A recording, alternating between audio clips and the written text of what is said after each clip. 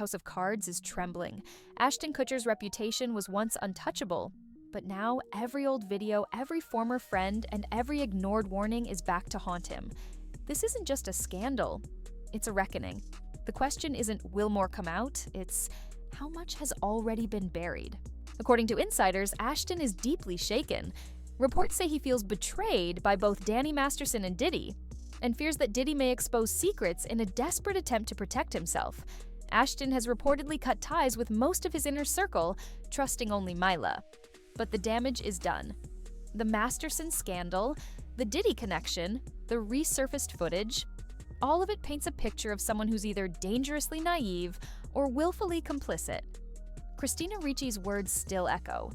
Defending abusers is a crime. And as more victims speak out, more footage is unearthed, and more secrets bubble to the surface. Ashton's legacy looks less like a quirky tech bro and more like a man whose Hollywood mask has finally slipped. Thorn, the nonprofit Ashton co-founded, is dedicated to fighting child exploitation online. For years, it was praised as a groundbreaking effort. But since the Masterson letters went public, critics have turned on the organization's figurehead. Many now say Ashton's involvement feels hollow, like PR designed to clean up his image.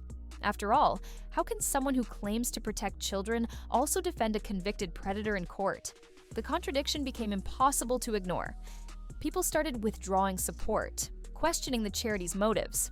Thorn has done meaningful work, but its founder's credibility is collapsing.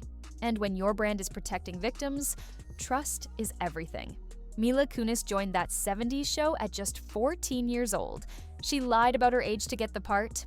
Ashton, already in his 20s, kissed her on screen. Years later, in an old interview clip, Ashton joked about waiting for young girls to turn 18, and fans were horrified. Chrissy Bixler directly addressed Mila in one of her posts, urging her to reflect on what she went through on set. Old footage shows a young Mila in uncomfortable situations, awkward interviews, and overly sexualized moments. While Mila hasn't spoken out, people are beginning to connect the dots. Did she grow up in a toxic environment, and has she been defending it, alongside Ashton, all this time? Brittany Murphy and Ashton met on the set of Just Married and dated shortly after. Some believed they were even engaged. But in 2009, Brittany died suddenly at age 32. Her official cause of death was listed as pneumonia, anemia, and legal medications. But fans weren't convinced. Just 5 months later, her husband Simon Monjack died in the same house, of nearly the exact same conditions. That house, once owned by Britney Spears, who claimed it was haunted. After her death, Ashton remained silent. He never gave interviews, never addressed their relationship. It's that silence that now feels suspicious. Was it grief or guilt? Some wonder if Britney's final days held secrets only a few people truly knew. And once again, Ashton was nearby, but quiet. Ashton's friendship with Diddy has long raised eyebrows. The two were often spotted at events, parties, and even co-hosted TV appearances. Ashton once called their bond bizarre, saying they were like yin and yang. But that bizarre energy now feels more sinister. When Ashton appeared on Hot Ones, host Sean Evans asked about Diddy's legendary parties. Ashton laughed nervously and dodged the question, saying he had a lot of stories he couldn't tell. At the time, it seemed playful. But now, with Diddy facing trafficking and SA charges, those comments sound like a warning. Fans are questioning what Ashton witnessed, or even participated in, during those years. Was he just an innocent guest? Or did he knowingly surround himself with predators, just like Masterson? That old clip now feels like a breadcrumb, and people are following the trail. Chrissy Bixler didn't mince words. In a scathing Instagram post, she wrote directly to Ashton, "I know the secrets your role model keeps for you, ones that would end you." She referenced February 21st, 2001, the night Ashley Ellerin died, and said she overheard a speakerphone call between Ashton and Danny Masterson. According to her, she heard something that night that implicated both men. Though Chrissy didn't reveal all the details, the suggestion was clear. Ashton wasn't just a clueless boyfriend, he may have been covering something up. Coming from one of Masterson's known accusers, the claim carried weight. It cast Ashton in a new, darker light. Was he protecting Danny out of loyalty? Or was he afraid that secrets they shared would ruin him too? Chrissy's accusations pushed public skepticism into overdrive. Suddenly, Ashton wasn't just guilty of writing a letter, he was part of a story with far more disturbing layers. Long before Masterson's trial, Ashton's past was already marked by tragedy and controversy. In 2001, his then-girlfriend Ashley Ellerin was found brutally stabbed 47 times in her Hollywood home. Ashton testified that he arrived to pick her up for a date, looked through the window, saw what he thought was spilled wine, and left. That wine turned out to be Ashley's blood. Her killer, later dubbed the Hollywood Ripper, was convicted years later. But fans always felt uneasy about Ashton's story. Why didn't he call the police? Why wasn't he more alarmed? It got worse when Chrissy Bixler, one of Masterson's accusers, claimed she overheard a phone call Ashton made that night, implying there may have been a plan. These allegations haven't been legally verified, but they reignited suspicion around Ashton's involvement. Was it just coincidence? Or was there more he knew and didn't share? Just days after Ashton and Mila's public apology, Christina Ricci posted a message that rocked the industry.